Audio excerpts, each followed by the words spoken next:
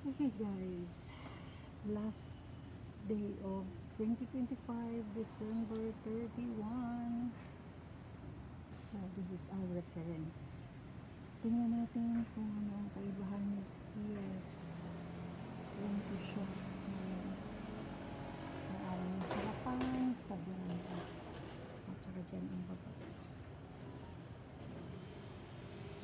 I wish I can stay here for another 2 to 3 years. Mag-renew pa ako ng kontrata ko. One time lang. Thanks Lord. Keep us safe and healthy.